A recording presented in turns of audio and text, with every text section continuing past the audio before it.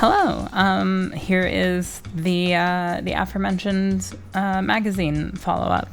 I am going to just run through this really quickly.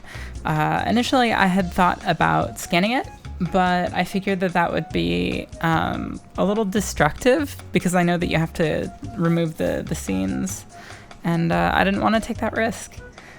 So right off the bat, this is easily the highest quality I've ever seen this piece of art that was used for the thumbnail. Obviously, there's a lot of information here that's probably very interesting that I just won't I won't be able to have the context for because of the language barrier, but so be it. There are these really cute stickers here. In particular, I really like this one, but unfortunately, I don't know that I have what it takes to remove any of these because this thing is so rare unto itself. Here's a cute little alternate cover. Like I said, it very much so is a magazine that has a bunch of pinups, but then also again, I thought that the listing that I saw showed the contents of this page and this page. And maybe this one as well. And so I was like, well, it's probably just an art book, but they say that there's oh gosh, what's it called? A paper doll in here. So maybe that's where the panties came from. Obviously, that was before I realized that they were in the VHS themselves, the original one. So it came as a surprise to see that there was so much else going on here.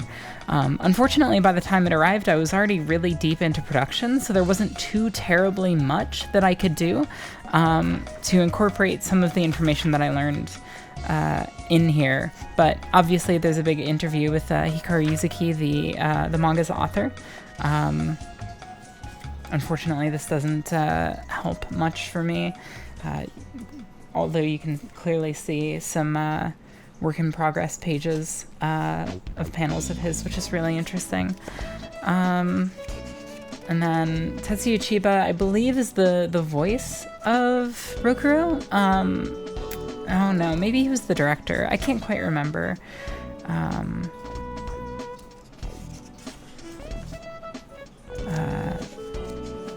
More interviews and staff member introductions. And then here, this magazine is very strangely laid out, as you can see. There are a few different points where there are sort of magazines within magazines. For example, in here,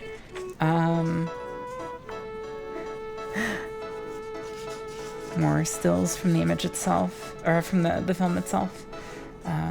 Interestingly, this screen cap here is not very high quality, but there are other ones all throughout that definitely are. Sorry if it doesn't come up too clear on here. I wanted to set up a second camera to get some more detail shots, but I just don't have the equipment for it. I think these are some reference sheets for characters, although I don't recall seeing any of these characters, so perhaps they were designed for the OVA when it was in its production stages and that they just weren't included because the manga was condensed so heavily. But then, yeah, again, right here, to me, this looks like a pretty clear, scan of the animation cell itself. You can see where the ink has sort of deteriorated because of the chemicals in the paint, which is something that you see on a lot of cells. So I'm not sure where they were getting all of their images from. Again, this one's particularly blurry, but here you can see very clearly some of the the finer details of the paint itself, areas where some bunched up more than others. This page is called Fantastic Faces of Yuno. That's very cute. It's true. She's very expressive. I've come to grow very fond of her in the time since I've worked on this video.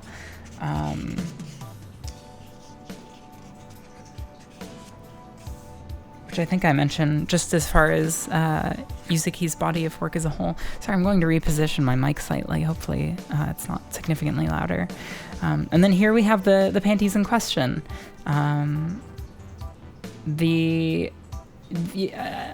Again, you can see the boxers right here have the sailor's logo right here, and Yuno's face with text reading Minna Agechau in English right here. And then it's really difficult to see. Like, I didn't even notice it until I focused this camera super close in to get the B-roll, but you can definitely clearly see that underneath sailors, it says Minna Agechau. So that's confirmation with 100% certainty that these panties are Minna Agechau themed. Here we have this crazy looking, it's like a sweatband with a watch sewn into it. I've never seen anything like this before. And then some really cute varsity style jackets. Yeah, obviously I wasn't able to find any pictures of these anywhere, but you know, it's proof that they existed. Message cards and cassette labels. Cassette labels were made pretty commonly for like a lot of different anime. Like in the full video, you see that I have a cassette that has a cassette label for Dream Hunter Rem in it, which, you know, was popular amongst otaku. Sorry if you can hear my chair resetting. It's really annoying. I don't know why it does that. It happens while I'm recording sometimes. Just that awful thud in the background.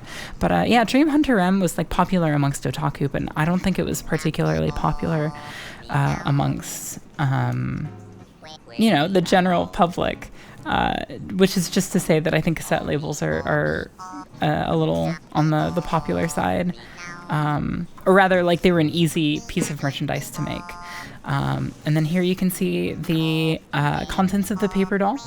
A whole bunch of outfits that I'm not sure if she wears in the manga, but that you definitely never see her wear. And then there's a really big pinup in here, the framing of which is a little bit scary. I can't quite fit it all into frame with how I've set things up, but rest assured it's there. This is also, of course, where the seam is. So if I do decide that I want to scan this, you know, I just have to kind of very carefully remove the staples and then reassemble it after the fact. On the other side of this, you see,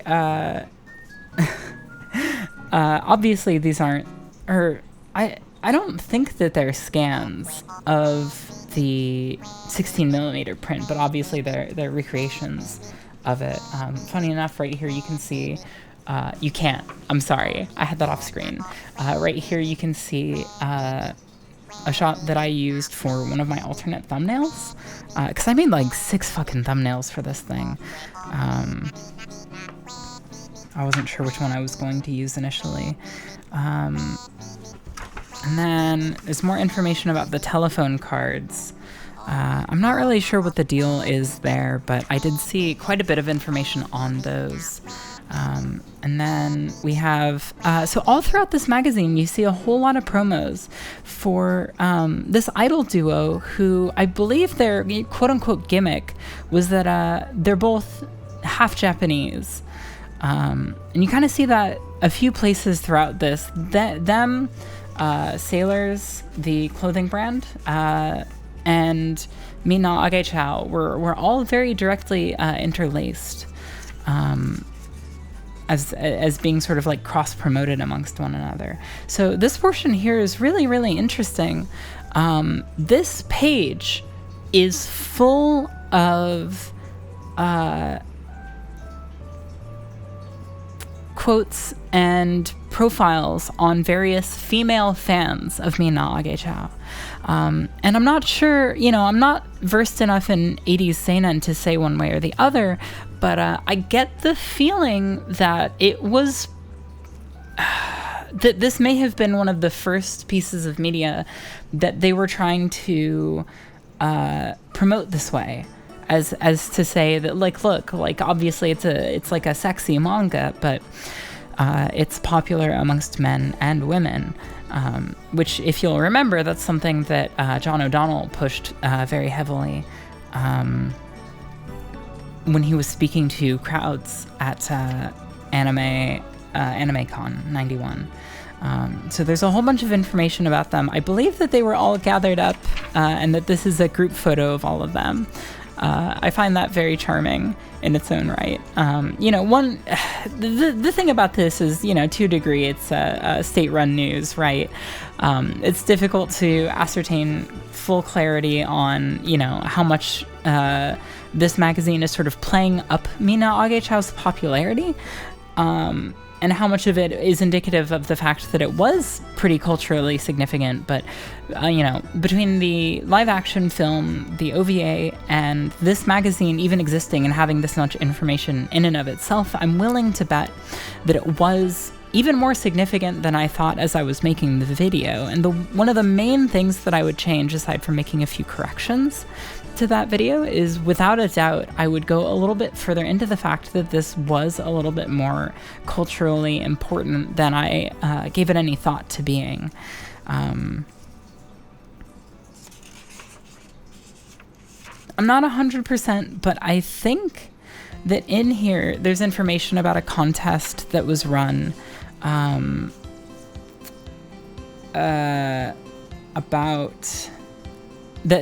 where like some fans of the anime, or some fans of the manga, did some background voices in the anime. I'm not 100% sure, but I believe that's part of it. And then here we have just little cute little spot the difference thing. These are very difficult, is the thing. Alyssa and I were having a really hard time discerning what some of these differences were. And then there's a quiz where, depending on your answers, you get a different letter grade that determines how compatible you are with which I think is really cute. And then here, I believe it's just more information about the OVA's development. More information here on the VHS and the telephone card. And then I believe here there's some more interviews with various cast members.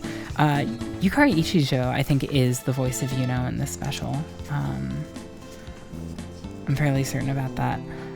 And then here, I believe that this is just like a particularly large fan of the magazine and of the manga itself, which is cute. And then from this point forward, I'm not too sure what these people's relevance to the work itself is. And as we come back up upon the end of it, you start to see more of the pinups. This is the same piece of art. It was on a particular volume of the manga that I used for the "we are fucking under attack" part. I thought that was just perfect for that. Credits for the magazine itself. More sort of pin-up-y pieces of art. Really, really nice quality. Something really interesting about this one, I'm not sure if I'll be able to get it to show up on camera, but let's see. Yeah, so you can kind of see it looks like. The ink used for the text here is slightly different than that used for the rest of the background.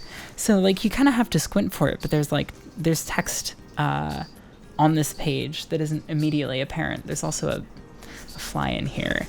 Our window is open. And then we have this cute little insert here. There's kind of a postcard motif running through a lot of this. And then we have this gigantic maze. Obviously, I didn't bother to complete this. And then it looks like there's information on how to get yourself to a store that would carry this, I believe, as well as some phone numbers. So there's sort of a directory there. And that's the extent of it. This was a little bit faster than I was expecting. So really quickly, I might as well just run through some of the other things that I purchased for this video. Like, for example, this issue of Protoculture Addicts. I didn't get into it too much in the video, but it was incredibly difficult for me to find. Like, I far more of my research time for that video went into getting scans of those magazines to try to find promotions for the OVA. And so I did wind up having to buy a few. And I, in the process of skimming them, that proved to be a really useful form of research unto itself, almost like from a more cultural perspective, to put myself in that headspace of what it was like to be an anime fan at the time. Protoculture Addicts in particular started out as specifically a Macross magazine that then branched out into anime in general after its first, I think, 10 volumes or so. And so you still see a lot of that DNA and everything that they put out ahead of time, or after the fact, rather, excuse me. Here, as we can see, there's like a whole bunch of episode summaries and information about Bubblegum Crisis, which is the focus of this episode. The format of this magazine is essentially, you know, the first few pages are reader questions, like you see in a lot of magazines at the time. I grew up reading Nintendo Power, and that was one that had a very similar format. But then from there, it gets into this synopsis and design section for whatever that issue's anime is. And then following that, usually get some more like opinion-y pieces about some upcoming series, sometimes an interview with a creator or someone involved in the community. There's a review here for Project Acon 2, which is interesting. I was really hoping to find some more information about Minna Agechau or US Manga Corps in here. And while I didn't, you can see right here, upcoming. It's coming from August 30th to September 2nd, 1991 at the Red Lion Hotel in San Jose, California comes AnimeCon 91. It's the first international Japanese animation convention. Let me a con. I'm not sure if that's a pun that I'm guessing. They sure do things in a big way. Here are a few of the things that the con here are a few things that the con can boast about, etc., etc. There's actually a tear here. I didn't notice the first time. That's unfortunate. Guest of honor banquet. A lot of these earlier pieces of promotion would cite, oh yeah, like we're super excited that Leiji Matsumoto is here. He wound up canceling. Unfortunately, from all reports. But Toshio Okada and Katsuhiro Otomo were both there, to my understanding. And then there's just more anime news. Information about AnimeGo doing Bubblegum Crisis. Again, no mention of Minna Agechau. This is the sort of thing that I would have debated kind of being a little bit more thorough about, just to show how close we got to mentions of Minna Agechau without it actually getting brought up, but I decided against it. I definitely, like, I'll admit I could have been a little bit more thorough and had expanded my scope past just Protoculture Addicts and Previews magazine, but I think it goes to show that if it wasn't in this one, you know, a lot of these places were, a lot of these magazines were circulating a lot of the same information because the flow of news was so minimal. So, you know, the fact that it wasn't in there, I think, is pretty indicative that it would have been if they had put out a press release to any of their sources. That, you know, it's very unlikely that Protoculture Addicts would have been one of few that was left out. And lastly, oh my god, I just knocked over this poor terriermon plush that I have sitting here. I thought it was really cute how many comments I got, as a side note, of people saying like, oh yeah, we're so happy to see that you finally got a terriermon plush after that whole section in your Tamers video. That made me really happy. That video already feels like just a lifetime ago. So it really feels like that chapter's come full circle. Somebody asked about this on the cover. I don't know what this is. I don't recognize this. A lot of previews magazine, it was specifically Marvel and stuff like it. Despite the Marvel Comics logo being here, I have no idea what Harvest of Evil is. And this style looks very distinct from the comics that Marvel was kind of known for at the time during, I think this would have been the Image era. I really don't know anything about Western comics. This is obviously a very long magazine, so I'll be very, very quick about it. Yeah, I'm really just gonna try to fly through this. Ninja High School was a pretty popular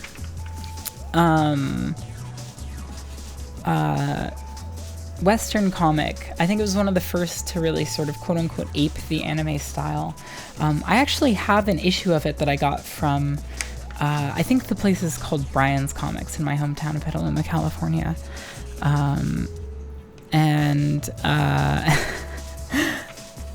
I got that, years and years before I really knew any of its wider significance, just because I was like, wow, it's cool that here's this really early piece of like weeb art, essentially. And I've just sort of hung on to that over the years, just because I it takes up so little space that I never wanted to part with it. I haven't read it, mind you, but I believe it is the first issue. I could be wrong. And then, yeah, all of these previews magazines have, like the name suggests, previews of other comics. I recall there being a few things in here that were particularly interesting, but not relevant to the video. Hopefully I will actually come across them as I'm sifting through this. Let's see.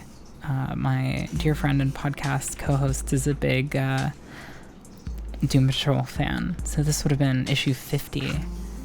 I don't know how far into the Morrison run that is, but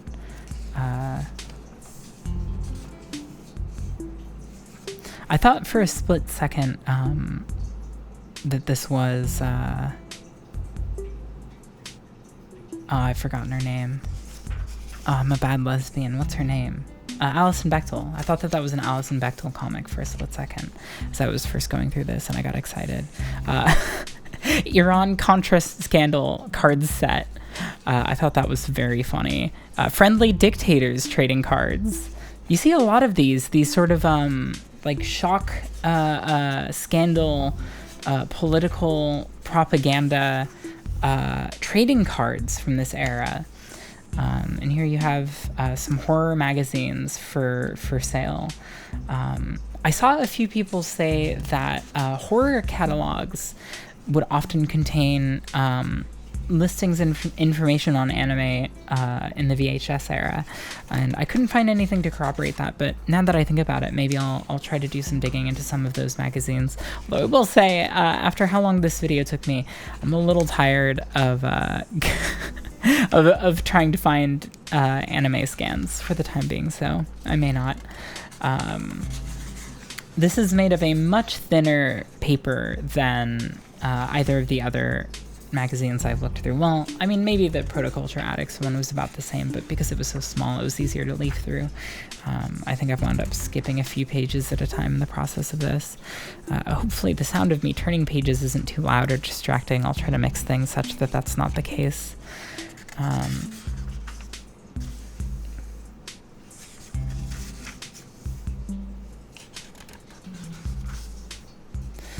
Let's see here.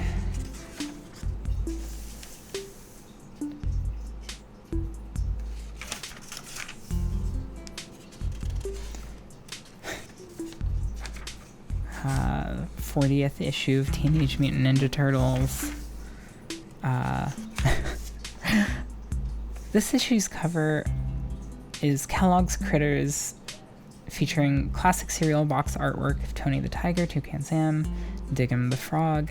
What is this? Just a magazine for cereal enthusiasts? I'm so curious about that. Yeah, like the thing about this is Mecha Press #1. Interesting.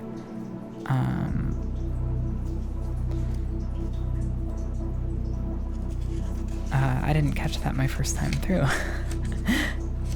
Luckily for me, it isn't super relevant, so that's okay. Married with Children, the comic.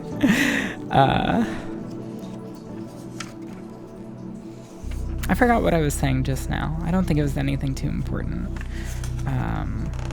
Just me prattling on as usual. Personality Comics #10, Gloria Estefan. It's very funny. Oh yeah, I think I was just saying that this is such a well of information on things that just like are not archived in the world of the internet in the digital age.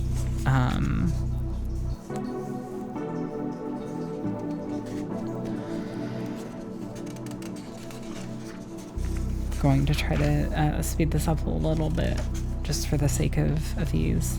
Yeah, so there's information in here about upcoming Viz manga. What's up?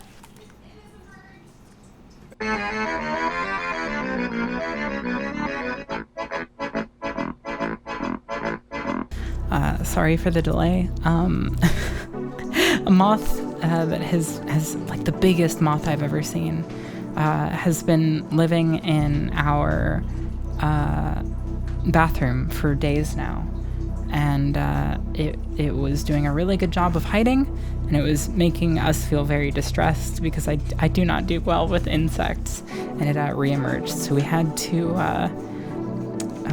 do away with it. We had to get it out of here, and that was both incredibly distressing and a huge relief. My skin is crawling as we speak. I just can't hang with bugs. I don't like them. Book of HR Giger paintings. Oh, it feels so strange to still be recording amidst all of this. I'm not kidding. That moth is so fucking big. Anne Rice book. I wonder if this was no, I don't know if this was in her Christian phase or not. Oh, we got some Scott Adams for any women haters in the chat.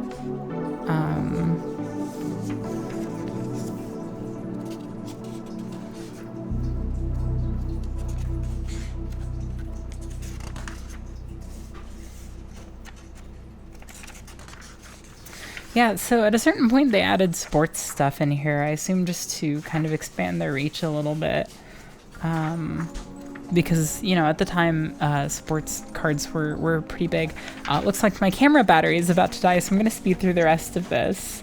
Or if it dies, it dies, you know? I think I've got all the footage I needed. This is all just bonus stuff. American Tail 2 toys.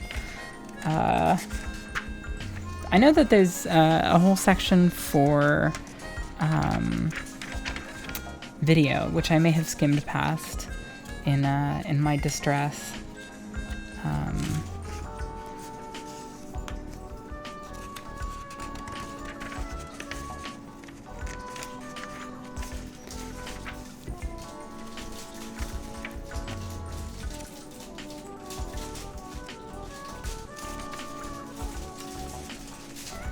Whole bunch of Star Trek collectibles. Terminator. Yeah, here we go. Murderers, Series 2 by Mother's Production. Only $10 per boxed set of famous murderers trading cards. These are marketed towards children. 52 new murderous mugs compile this exciting and horrific collector trading card set.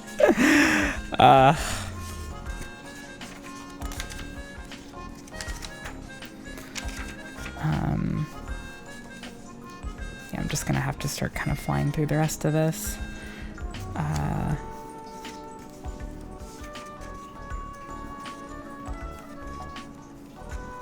Yeah, and then the rest of this, because the idea with these is that you would fill out the catalog and then return it to your local comic store, and they would compile it, like a whole list of orders to be specially sent to you, or to that comic store, to be sent back to that comic store.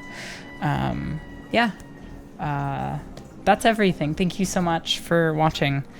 I'm gonna go so I can edit this and upload it. Goodbye.